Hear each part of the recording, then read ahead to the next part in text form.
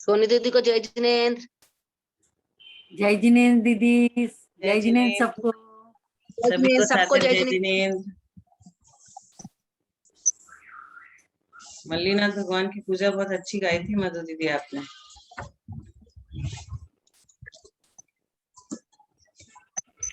छह दिन में केवल ज्ञान, 6 दिन में केवल ज्ञान हो गया था। पहले तीर्थंकर है वो जिनको 6 दिन के अंदर केवल ज्ञान हो जाता है। हाँ, सबसे ये कम अवधि है तीर्थंकरों में, सबसे कम अवधि, सबसे कम समय लेने वाले मल्लीनाथ भगवान है।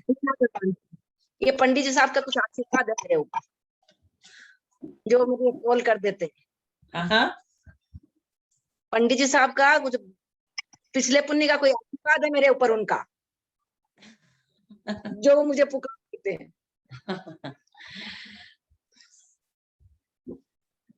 चलिए सभी लोग साथ में मंगलाचरण करते हैं। मोक्ष मार्गस्य नेतारम भेतारम कर्म भूभृताम ज्ञातारम विश्वतत्त्वानां वंदे तद्गुण वंदे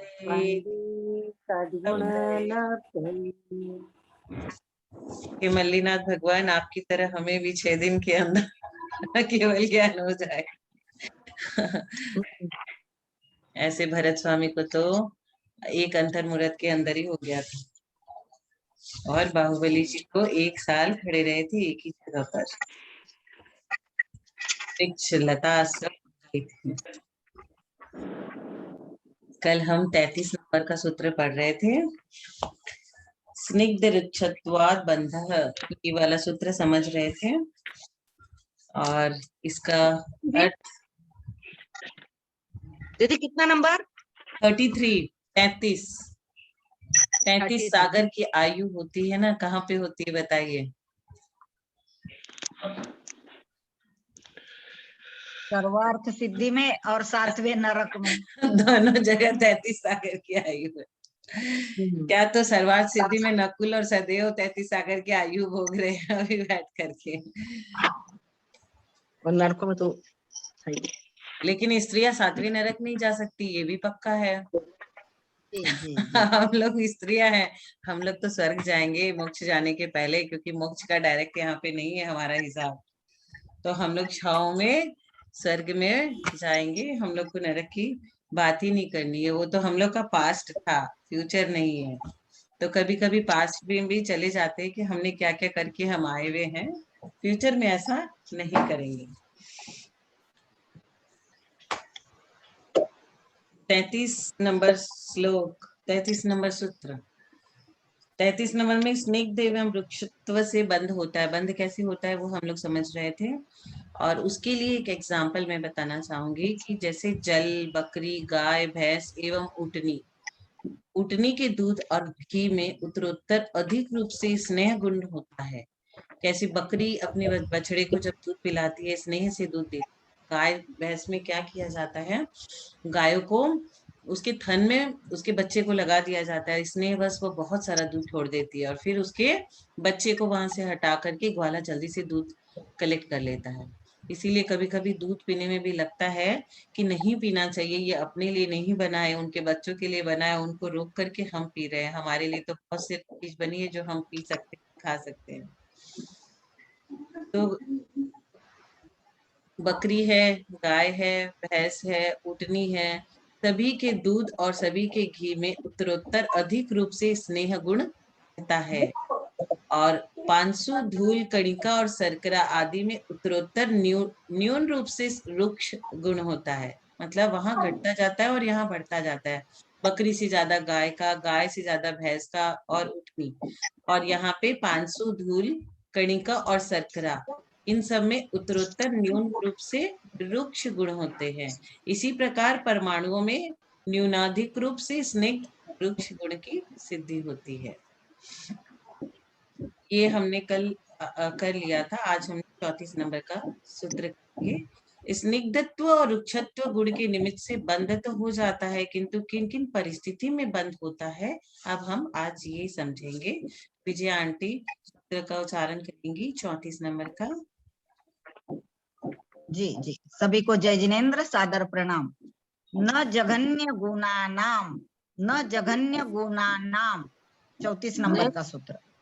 सभी साथ में न बोलेंगे। जघन्य गुणानाम, न जगन्य गुणानाम, जघन्य गुण वाले पुद्गलों का बंध ला जघन्य गुणानाम।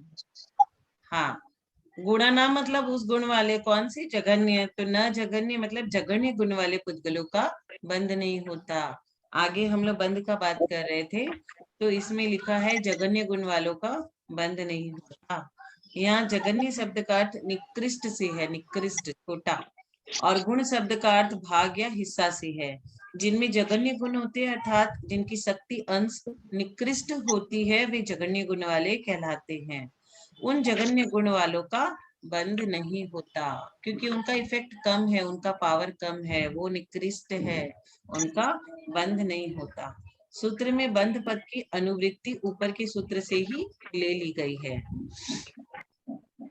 जैसे एक स्निग्ध संकत्यंश वाले का एक स्निग्ध संकत्यंश वाले के साथ या दो से लेकर संख्यात, असंख्यात और अनंत संकत्यंश वाले के साथ बंध नहीं हो सकता, उसी प्रकार एक स्निग्ध संकत्यंश वालों का एक रुक्ष संकत्यंश वालों के साथ या दो से लेकर संख्यात, असंख्यात और अनंत रुक्ष संकत्यंश वाले के साथ बंध नहीं होता। इसी प्रकार एक रुक्ष संकत्यंश वाले के साथ या दो से लेके संख्यात, असंख्यात और अनंत संकत्यंश वालों के साथ बंध नहीं हो सकता। मतलब किसका किसके संग कैसे बंध नहीं होता, ये 34 नंबर में समझाया गया। न जघन्य गुणानाम, जो जघन्य गुणों का होता है, निकृष्ट गुणों का होता है, उनका बंध नहीं होता। जैसे कि आप किसी ऑफिस में जाओगे तो ऑफिस के जो डायरेक्टर है, ऑनर है, उसकी बात को सब मानते हैं और उसका इफेक्ट होता है, लेकिन जो पियोन है, क्लर्क है, ऑफिसर है, छोटे ग्रेड का है, उसकी बात का कोई प्रभाव नहीं पड़ता। वो आपको बोल दिया नहीं कल काम नहीं होगा तो आप मानोगे नहीं, जाके मैनेजर के चेम्बर में चले जाओगे और अपना काम करवा के आ जाओगे। तो जो जघन्य होता है, छोटा होता है, निम्न होता है, निकृष्ट होता है, उसके थ्रू काम नहीं हो सकता। आगे का सूत्र पढ़ेंगे आंटी। सूत्र नंबर 35, गुण साम्य सदृशानाम, गुण साम्य सदृशानाम, गुण साम्ये सदृशानाम, गुण साम्ये सदृशानाम।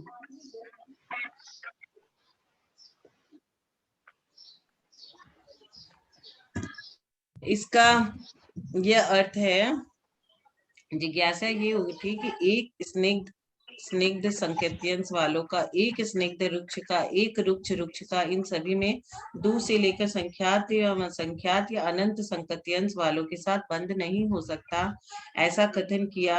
अर्थात जघन्य संकत्यंश वालों के साथ बंध नहीं होता, किंतु क्या इस स्निग्ध रुक्ष के समान संकत्यंश वालों के बंध हो सकता है? ऐसी जिज्ञासा आने पर ये वाला सूत्र 35 नंबर कि गुणों की समानता होने पर तुल्य जाति वाले पुद्गलों का नहीं होता। गुण साम्ये सदृश्यानाम, मतलब साम्य मतलब समानता, एक जैसे गुण, दो जन में एक जैसे गुण है, गुणों की समानता है, तो तुल्य जाति वाले पुद्गलों का बंध तब नहीं होता। इस सूत्र में न पद की अनुवृत्ति ऊपर के सूत्र से ही ले ली गई है। यहाँ फिर से न आचार्य ने नहीं लिखा, क्योंकि न जघन्य गुणानाम तो कर दिया था उन्होंने। अब यहाँ उन्होंने लिखा गुण साम्ये सदृशानाम, मतलब तुल्य जाति वालों का ज्ञान कराने के लिए सदृश्य पद ग्रहण किया गया है। तुल्य संकत्यंशों का ज्ञान कराने के लिए गुण साम्य पद का ग्रहण किया गया है। जैसे कि दो स्निग्ध, दो रुक्ष संकत्यंश वालों के साथ, तीन स्निग्ध, तीन रुक्ष संकत्यंश वालों के साथ, मतलब गुण साम्य, समान गुण, सदृश्यानाम, गुणों की समानता होने पर तुल्य जाति वाले पुद्गलों का बंध नहीं होता। दो स्निग्ध,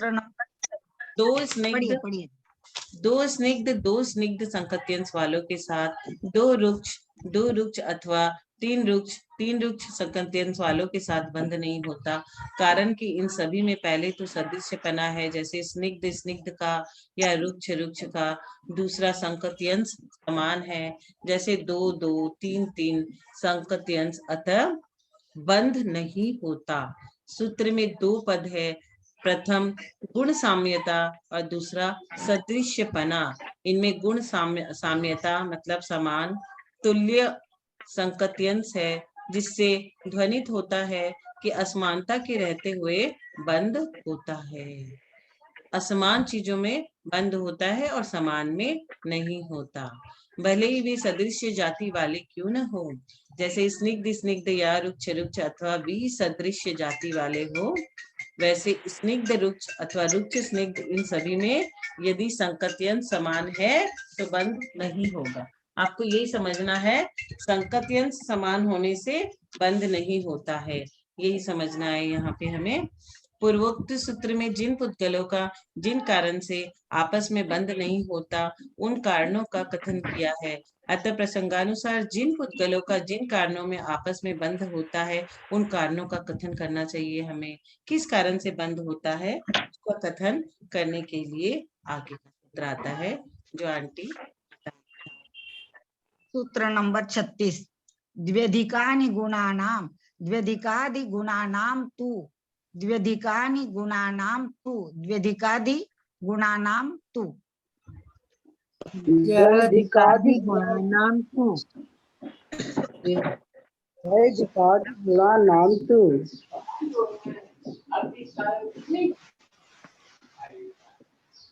जैसे आपने पढ़ा होगा H2O, H2O किसे कहते हैं हम लोग? H2O एक रासायनिक नाम है। वो किसका रासायनिक नाम है? पानी का, जल का। जल का रासायनिक नाम है, उसमें हाइड्रोजन और ऑक्सीजन रहता है। इन दोनों के गुण अलग अलग है, तो इन दोनों के गुण में दोनों एक दूसरे से मिलकर के जल बना।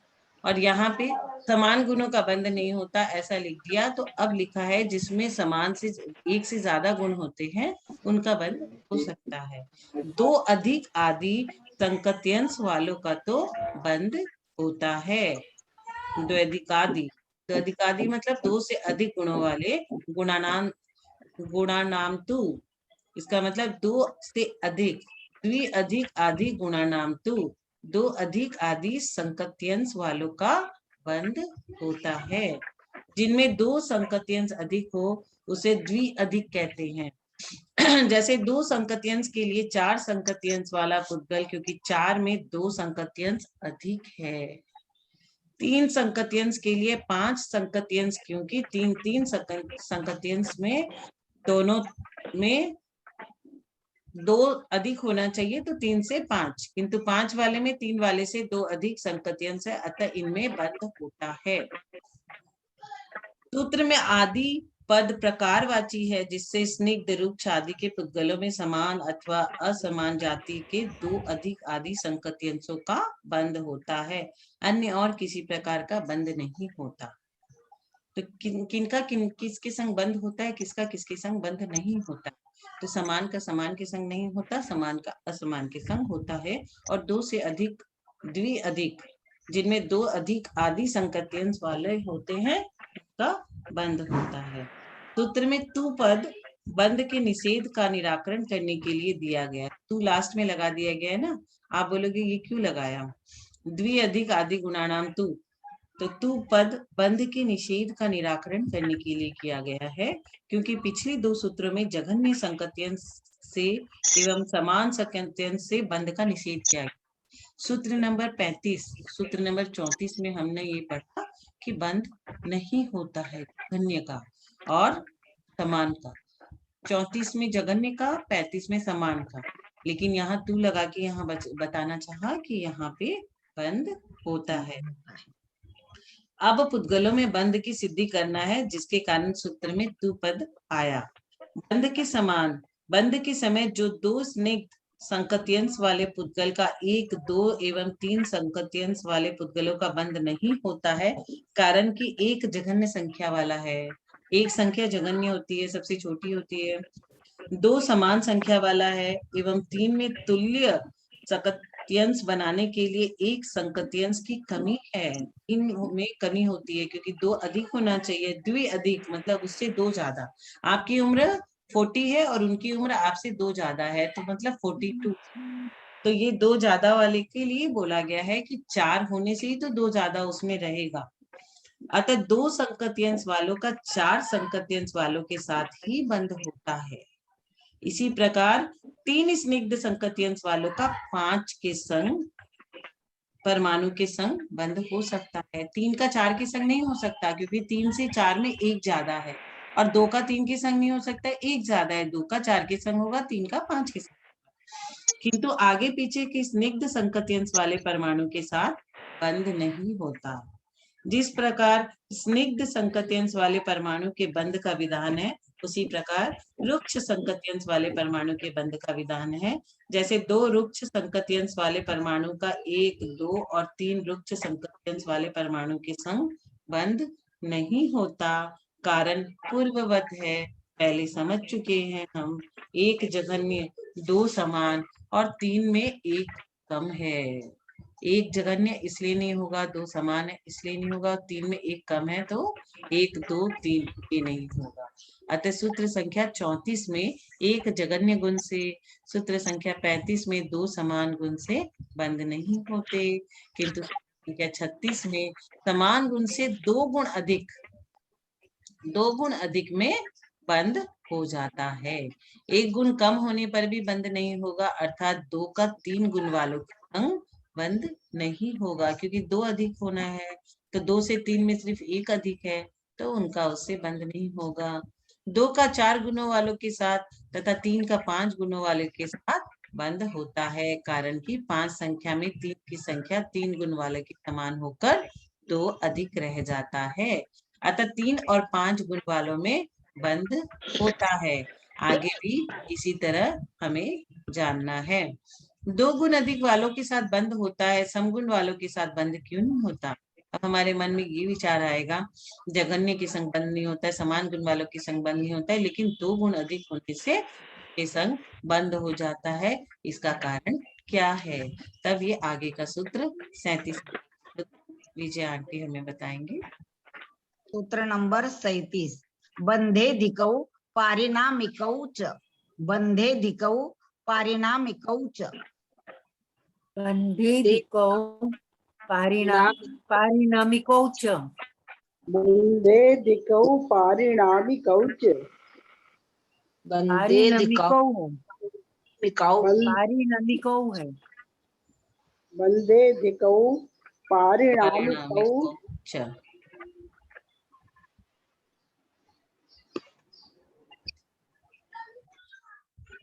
इसमें क्या कहा गया है कि बंधे मतलब बंध के लिए अधिको, बंध अधिक होता है, जैसे 2 अधिक है या 1 अधिक है या 3 अधिक है। पारिणामिको च, बंध होते समय 2 अधिक गुण वाला परिणमन करने वाला होता है। जिसमें 2 अधिक गुण है वो परिणमन करने वाला होता है। तो बंध होते समय 2 अधिक संकत्यंश वाला कम गुण वाले को अपने में मिला लेता है, जिसके कारण बंध होता है। जो बहुत पावरफुल होता है ना, वो कम पावरफुल को अपने संग मिला लेता है, और सत्ता किसकी हो जाती है? जो पावरफुल होता है उसकी। जैसे 4 संकत्यंश वाला 2 गुण वाले को अपने में मिला लेता है, 5 संकत्यंश वाला 3 संकत्यंश वाले को अपने में मिला लेता है। एक अवस्था से दूसरी अवस्था को प्राप्त करना पारिणामिक कहलाता है। जैसे अधिक मीठे रस वाला गीला गुड़ उसी पर पड़ी हुई धूलि को अपने गुण रूपी से परिणमन के कारण पारिणामिक होता है। गुड़ है और गुड़ के ऊपर धूल पड़ गई, लेकिन गुड़ का ज्यादा पावरफुल है, वो बहुत मीठा होता है और उसकी क्वांटिटी भी ज्यादा है, उसका पावर ज्यादा है। तो वो गीला गुड़ क्या करता है, उसके ऊपर जो धूल पड़ी हुई है उसको अपने गुण रूप में परिवर्तित कर लेता है। तो अपने गुण रूप से परिणामने के कारण परिणामिक होता है। उसी प्रकार अधिक गुण वाला अन्य भी अल्प गुण वाले का पारिणामिक होता है। तो अधिक गुण वाले को पावरफुल, उसको पूरा उसी की प्रधानता रहती है और वो गौण हो जाता है, कम गुण वाला। इस व्यवस्था के अनुसार दो संकत्यंश आदि वाले स्निग्ध या रुक्ष परमाणु का चार संकत्यंश आदि वाला स्निग्ध या रुक्ष परमाणु पारिणामिक होता है। इससे पूर्व अवस्थाओं का त्याग होकर उनसे भिन्न एक तीसरी अवस्था उत्पन्न होती है, जिससे उनमें बंध की एक रूपता आती है। आप ये उदाहरण समझ लो कि गुड़ है, गुड़ के ऊपर धूल पड़ी है, गुड़ मीठा होता है और गुड़ का जो नेचर है वो प्रोमिनेंट हो जाता है और धूल अपने आप को उसमें समाहित कर देती है। तो बंद होते समय दो अधिक गुण वाला परिणमन कराने वाला होता है। जिसमें दो ज्यादा गुण है तो दूसरे को परिणमन करवा देता है और अपने रूप में उसको ढाल देता है। ये समझना है। तो सद्द्रव्य लक्षणम एवं उत्पाद व द्रव्य युक्त सत, इन सूत्रों के द्वारा द्रव्य का लक्षण कहा था, किंतु अन्य प्रकार से भी द्रव्य का लक्षण हो सकता है। तो ये अन्य प्रकार से कैसे द्रव्य का लक्षण हो सकता है, ये हम समझेंगे आगे के सूत्र 38 में। सूत्र नंबर 38, गुण पर्यायवत द्रव्यम। गुण पर्यायवत द्रव्यम, यहाँ द्रव्य की परिभाषा बता रहे हैं। गुण पर्याय बद द्रव्यम। गुण गुण साम्य सदृशानाम नहीं, गुण न पर्याय जघन्य गुणानाम। 38 नंबर का जघन्य कुमकुम गुण दीदी, नहीं। 38 नंबर का सूत्र। यम। 8 पर्याय बद द्रव्यम। जी जी।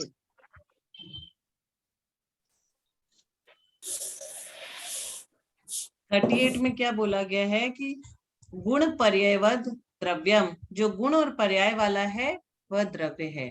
मतलब द्रव्य में गुण भी होते हैं और पर्याय भी होती है। तो जिसमें गुण और पर्याय दोनों है वह गुण पर्याय वाला कहलाता है और वही द्रव्य है। द्रव्य में गुण अन्वयी होता है तथा पर्याय व्यतिरेकी होती है। इन दोनों से युक्त द्रव्य होता है। द्रव्य कैसा होता है? द्रव्य में गुण भी होता है, गुण मतलब क्या, क्वालिटी, कुछ न कुछ गुण पाए जाते हैं, और पर्याय वाला भी होता है। द्रव्य में भेद, कौन बोल रहे हैं? द्रव्य में भेद करने वाले धर्म लक्षण को गुण एवं द्रव्य के विकार को पर्याय कहते हैं। द्रव्य में भेद करने वाले धर्म लक्षण को गुण कहते हैं। गुण के कारण सब अलग अलग द्रव्य आइडेंटिफाइड हो जाते हैं कि ये चीनी है, शक्कर में मिठास है, उसका ये गुण है। तो ये अलग गुण, उसको अपना गुण उसको अलग अन्य द्रव्यों से अलग करता है। तो द्रव्य में भेद करने वाले धर्म लक्षण को गुण कहते हैं एवं द्रव्य के विकार को पर्याय कहते हैं। अर्थात जिससे एक द्रव्य दूसरे द्रव्य से जुदा होता है वह गुण है। गुण के द्वारा ही द्रव्य का अस्तित्व सिद्ध हो जाता है।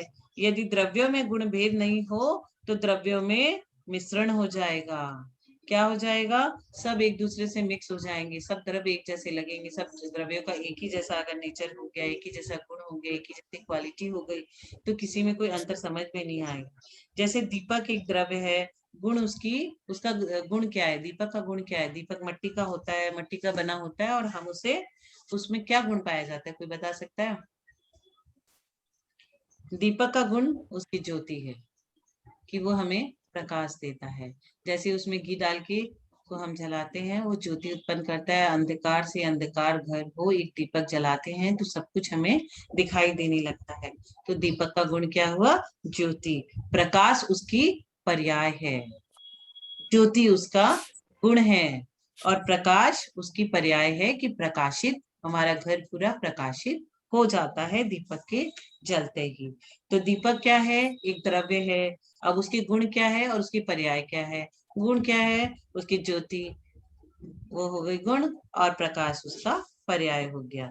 अब हम शक्कर का एग्जाम्पल लेंगे। शक्कर एक द्रव्य है, उसका गुण क्या है, उसकी पर्याय क्या है, आप लोग बताएं। गुण मिठास है। हाँ, का मीठा है शक्कर और मीठा पर्याय उसका, हाँ हाँ, शक्कर एकदम मीठा होता है तो मिठास, मिठास क्या है, गुण हो गया। उसका गुण हो गया, गुण है। क्योंकि वो खट्टा तो कभी होता नहीं, ऑलवेज मीठा होता है। और पर्याय उसकी क्या हो गई, मिठाई। वो जितनी भी शक्कर है उससे हम लोग मिठाई वगैरह बनाते हैं, वो उसकी पर्याय है। तो ये चीज हम समझ लिए कि शक्कर एक द्रव्य है, गुण उसकी मिठास है और मिठाई उसकी पर्याय है। दीपक क्या है, एक द्रव्य है, दीपक की ज्योति उसका रोशनी है, और का जो से हमारा प्रकाश फैला, पूरा घर प्रकाशित हो गया, वह उसका पर्याय है। सूत्र संख्या 2 एवं 3 के अनुसार द्रव्यों की संख्या 5 है, अतः शेष द्रव्य कौन से हैं? जिज्ञासा आने पर एक काल द्रव्य को छोड़ दिया था हमने उस समय, जब से हम द्रव्य की बात किए जा रहे थे, तो शिष्य ने पूछता है कि अरे आपने तो सूत्र संख्या 2 एवं 3 के अनुसार द्रव्यों की संख्या तो 5 बताई थी, अभी हमारे पास 5वां द्रव्य कहाँ है? मतलब 5 द्रव्य की बताई थी, तो अब जो रह गया शेष द्रव्य कौन सा रह गया, अब उसकी पर्याय आप मुझे उसके बारे में समझाएं। तो आगे का सूत्र नंबर 39। कालश्च, कालश्च, कालश्च, कालश्च,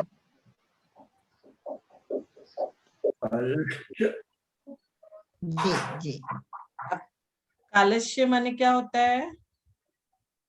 काल भी द्रव्य है। काल भी द्रव्य है, काल भी द्रव्य है। हाँ, काल भी द्रव्य है। कालश्च, च लगा दिया, मतलब ऊपर का सब कालश्च। तो काल में उत्पाद द्रव्य के लिए हम पहले पढ़े थे ना, उत्पाद, भय, वय, द्रव्य। तो काल में उत्पाद, व्यय, द्रव्य आदि रूप द्रव्य का लक्षण घटित होता है।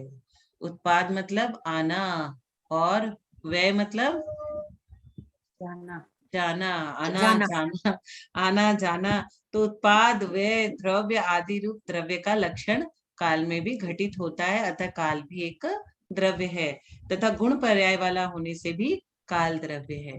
द्रव्य है कि नहीं, वो हम कैसे उसको मेजर करेंगे?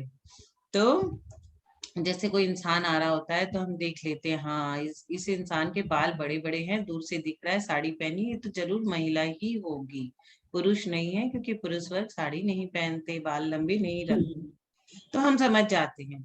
ऐसे ही अगर हम ये द्रव्य है कि नहीं, तो सबसे पहले हम देखेंगे उसका उत्पाद होता है, व्यय होता है, उसका द्रव्य होता है, हाँ उसमें पर्याय है क्या, और वो गुण है क्या, गुण तो होना चाहिए, पर्याय होनी चाहिए, ये सब चीज है, तो वो द्रव्य है। काल द्रव्य का कथन अलग से करने का तात्पर्य यह है, क्योंकि इसका अलग से हम लोग करें, बाकी सबका पहले कर चुके, इसका अलग करने का तात्पर्य यह है कि यह एक प्रदेशी द्रव्य है। अन्य द्रव्य बहुप्रदेशी होने से अस्तिकाय रूप है, लेकिन यह सिर्फ एक प्रदेशी है। धर्म, अधर्म, आकाश एक एक द्रव्य है, किंतु काल द्रव्य एक प्रदेशी होते हुए भी लोकाकाश के जो असंख्यात प्रदेश है, उतने ही प्रमाण काल द्रव्य की संख्या है, तथा वे कालाणु निष्क्रिय होते हुए भी द्रव्यों के परिवर्तन आदि में निमित्त होते हैं। इसीलिए काल द्रव्य को अलग से एक प्रदेशी होने के कारण अलग से हम इसका वांचना 39 नंबर सूत्र इसके लिए अलग से लाया गया। तो वर्तना लक्षण वाले मुख्य निश्चय काल के अस्तित्व का प्रमाण कहा, किंतु परिणाम आदि के द्वारा जानने योग्य व्यवहार काल का प्रमाण क्या है? ऐसी जिज्ञासा होने पर सूत्र संख्या 40, हमारे ये पंचम अध्याय में अब 42 तक ही सूत्र बचे हैं। अब हमें सिर्फ 3 सूत्र और है इस अध्याय में, फिर पंचम अध्याय हमारा पूरा हो जाएगा। तो आंटी हमें बताएंगी 40 का सूत्र। सोनंत समयः, सोनंत समयः, सोनंत समय, सो नंत समय, जी जी अनंत मतलब समझ गए आप, अनंत, अनंत, जी। और सो मतलब वही वह, ना, जो काल द्रव्य की बात करें, ऊपर में कालस्य है, तो वह काल द्रव्य अनंत समय वाला है, तो अनंत समय, अनंत समय वाला है यह काल द्रव्य। मुख्य काल, निश्चय काल का निश्चय अस्तित्व सिद्ध करने के लिए यह सूत्र कहा गया है, कारण कि काल द्रव्य में जो अनंत पर्याय अनंत समय होते हैं वे वर्तना गुण के कारण ही होते हैं, इसलिए एक कालानु को भी उपचार से अनंत कहा गया है। परंतु समय की पर्याय अत्यंत सूक्ष्म है, फिर भी समयों के समुदाय को आवली, सेकंड, मिनट, घंटा आदि के द्वारा व्यवहार काल का ज्ञान होता है। हम लोग तो सबसे समय की सबसे छोटी इकाई सेकंड समझते हैं इंग्लिश में, फिर उसको बोल देते हैं नैनो सेकंड। कोई भी किसी को वेट कराता है तो बोलते हैं 2 मिनट, 2 मिनट, 2 मिनट सबसे छोटा होता है, लेकिन हमारे शास्त्र में हम लोग बहुत कुछ छोटी छोटी समय की इकाई पढ़ चुके हैं। तो समयों के समुदाय को हम आवली, सेकंड, मिनट, घंटा आदि के द्वारा व्यवहार काल का ज्ञान होता है। यद्यपि वर्तमान काल एक समय वाला है, तो भी अतीत और अनागत अनंत समय वाला है। ऐसा मानकर काल द्रव्य को अनंत समय वाला कहा है। समय शब्द द्रव्य और पर्याय इन दोनों अर्थों में घटित होता है, किंतु यहाँ पर्याय रूप अर्थ लिया गया है। इससे व्यवहार और निश्चय इन दोनों कालों की सिद्धि भी हो जाती है। एक एक समय का समुच्चय होकर आवली, घड़ी, पल आदि काल का व्यवहार भेद होता है, वह व्यवहार काल है, किंतु समय पर्याय बिना पर्यायों के नहीं हो सकती है। इससे निश्चित काल के अस्तित्व का ज्ञान होता है। जैसे घंटे को बजाने से क्या निकलता है? ध्वनि निकलती है। वह ध्वनि अनंत रूप है। जब तक घंटा है तब तक ध्वनि है, उसके बाद ध्वनि नहीं रहेगी। घंटा ही नहीं रहेगा तो ध्वनि कहाँ से आएगी? तो जब तक घंटा है तब तक ध्वनि है। वैसे ही काल द्रव्य में अनंत समय है। काल द्रव्य में अनंत अनंत समय है। गुण और पर्याय वाला द्रव्य है। यह सूत्र संख्या 38 में अब हमने कहा और समझा कि गुण जिसमें होते हैं और पर्याय जिसमें होते हैं उसे हम द्रव्य कहते हैं। ये 38 में समझा। जैसे शक्कर, शक्कर का मिठास उसका गुण और उसकी पर्याय मिठाई, किंतु इसके गुण क्या है? तब आगे का सूत्र आता है 41, जो कि आंटी अभी बताएंगी। सूत्र नंबर 41, द्रव्याश्रया निर्गुणा गुणाः। द्रव्याश्रया निर्गुणा गुणाः। द्रव्याश्रया निर्गुणा गुणाः। द्रव्याश्रया निर्गुणाः गुणाः। निर्गुणाः नहीं होगा,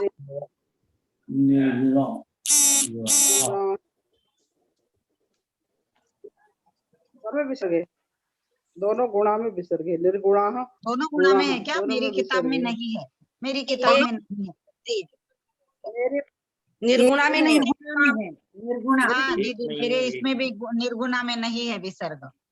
दोनों में है निर्गुणाः। निर्गुणा गुणाः। हमारे किताब में पुरानी- नहीं है ना, इसलिए नहीं पढ़ा मैंने। हाँ, इसमें है द्रव्याश्रया निर्गुणाः गुणाः, दोनों में ठीक है ना, पुरानी- ठीक। नहीं है दीदी, हाँ, नहीं, हमारे पास वाली किताब में एक ही में है। हाँ, ठीक अच्छा, है जा। ठीक। जिसके ठीक है। जिसके पास जैसा है उस तरह से आपको तो विसर्ग लगा के पढ़ना सभी को अच्छे से आता ही है। अच्छे हाँ, पढ़ते ठीक हो है आप ना, लोग सब। अच्छा अच्छे से समझ लेंगे। एकदम हम लोग मिडिल पोर्शन में है अभी, तत्वार सूत्र के मिडिल पोर्शन में, सबसे मिडिल में पहुंच गए हैं। 10 अध्याय है, 5वें अध्याय के हम लोग अंतिम सेकंड लास्ट सूत्र को अभी पढ़ रहे हैं। इसका मतलब है द्रव्य आश्रया निर्गुणः गुणः। जो द्रव्य के आश्रय है और स्वयं में निर्गुण है उन्हें गुण कहते हैं।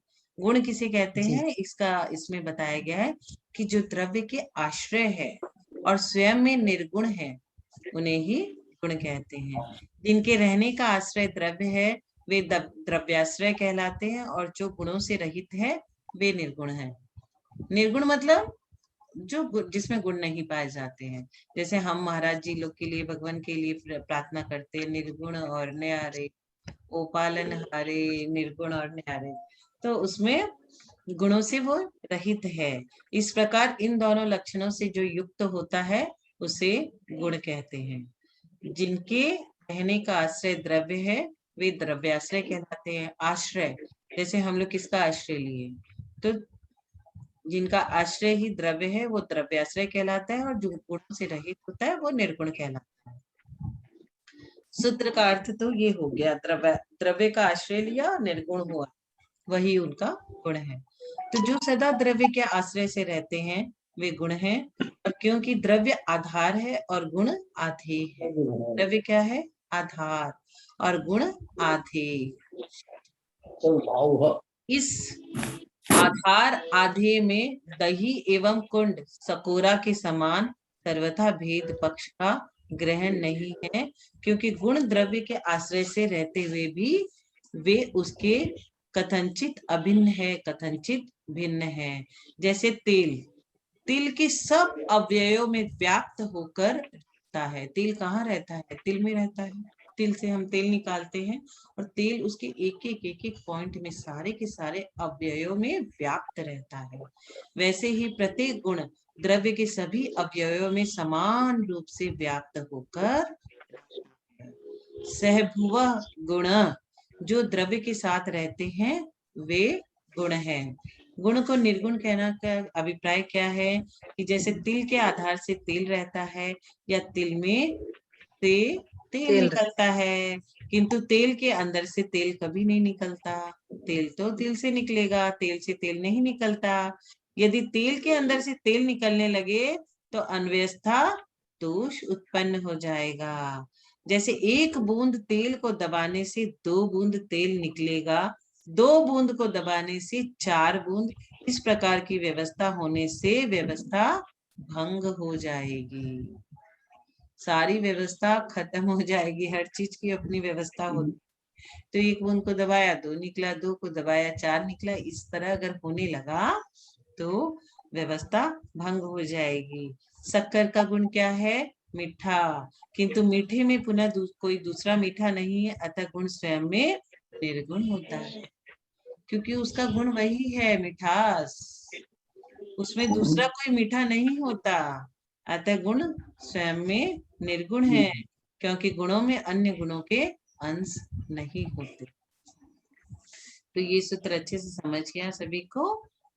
परिणाम शब्द अनेक बार कहा, किंतु परिणाम किसे कहते हैं? शिष्य बोलता है परिणाम परिणाम, बहुत बार हमने सुन लिया, अब ये परिणाम होता क्या है ये भी बता दीजिए आप हमें। लास्ट का सूत्र आता है आंटी।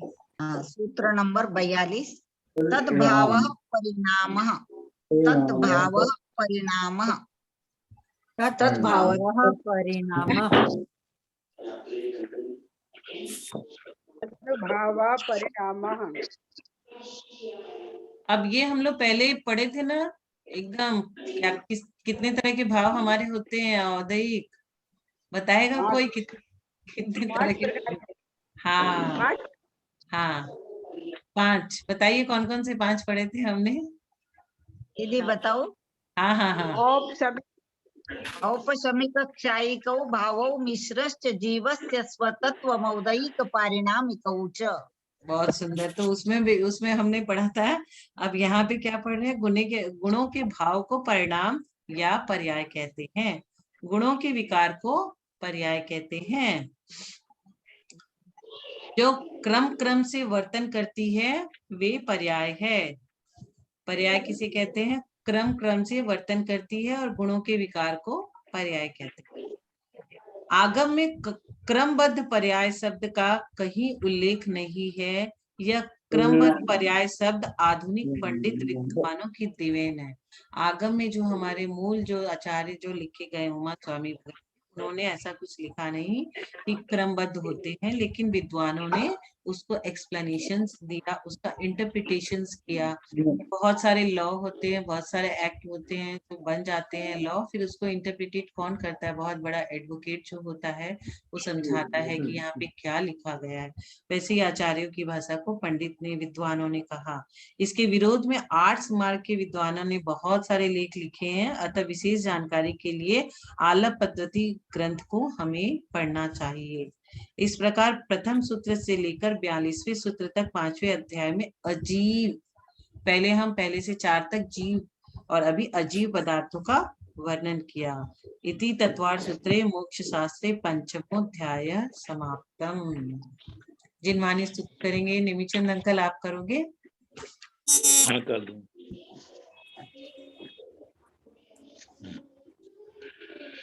यदर्थ मात्रा पदवाक्यहीनं मया प्रमादादि किंचिनोक्तं तन्मे चमित्वा विदधातु देवी सरस्वती केवल बोधि लब्धि बोधि समाधि परिणाम शुद्धि सात्मोपलब्धि शिव शोक सिद्धि चिंतामणिं